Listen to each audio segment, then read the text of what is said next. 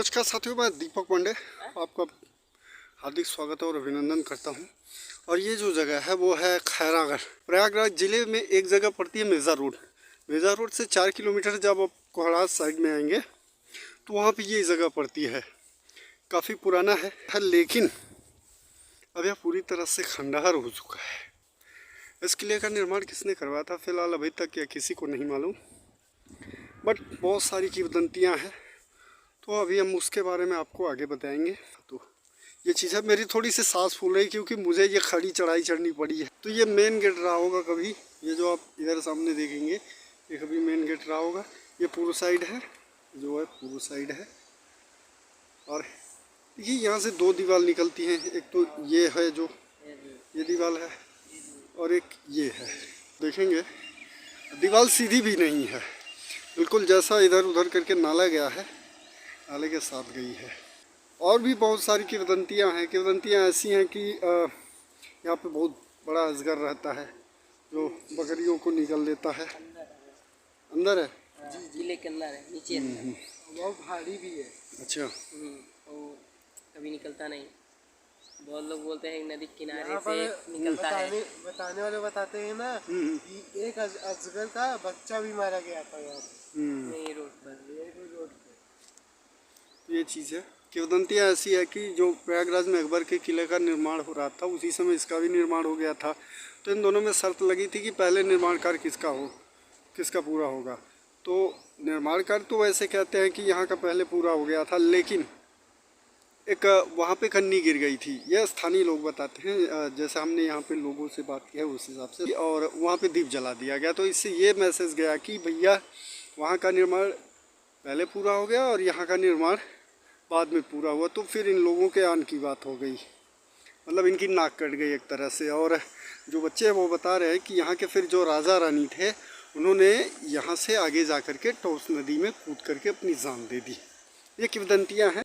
तो अब हम खैरागढ़ के बिल्कुल अंतिम छोर पर हैं और ये टोस नदी से लगता हुआ है। जैसे प्रयागराज का किला है जो अकबर का उसे माना जाता है, तो वो यमुना के किनारे है संगम पर, और ये बेसिकली टोस के किनारे है। टोस यहाँ से थोड़ी दूर पहले कम से कम 4-5 किलोमीटर बाद सिरसा में एक जगह है वो पड़ौरा गांव, वहाँ पर गंगा में मिल जाती है। तो आप ये देख सकते हैं हम पूरी तरह से एकदम ऊपर आ चुके हैं किले के। और आप वो सामने देखेंगे वहाँ पर कुछ बच्चे क्रिकेट खेल रहे हैं। देख सकते हैं हम किले के एकदम आखिरी छोर पर हैं। और ये बेसिकली यहाँ पे जो स्थानीय लोग हैं, जो बच्चे हैं, वो बता रहे हैं कि यहाँ पे राजा का महल हुआ करता था। ठीक है। और यहाँ पे आप देखेंगे नदी की कटान बहुत ज़्यादा है और लोग कहते हैं कि बरसात के सीज़न में यहाँ की सुंदरता और बढ़ जाती। देखिए हम ज़्यादा आगे नहीं जाएंगे क्योंकि हमारा जाना ख़तरनाक हो सकता है, बट कुछ इस तरह का है। कोई जानता नहीं है, बात ये है।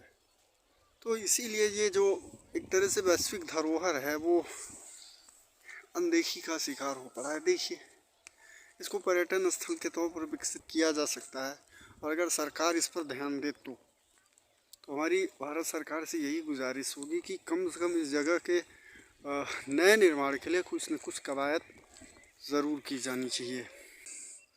एक बार फिर से देख लीजिए, पूरी तरह से खंडर हो चुका है, किसी को नहीं पता किसने बनवाया है।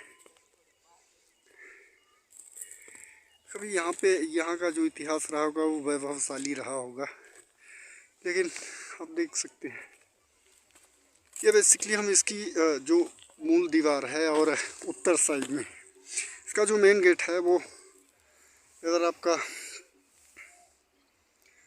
पूर्व में रहा होगा। ये मैदानिया नाला है, आप देख सकते हैं इससे सटा हुआ, और सामने पूरा टोस नदी है। तो ये इसकी उत्तरी दीवार है बेसिकली, आप देख सकते हैं। एक बार फिर कैमरा वापस करते हैं, ये चीज़ है।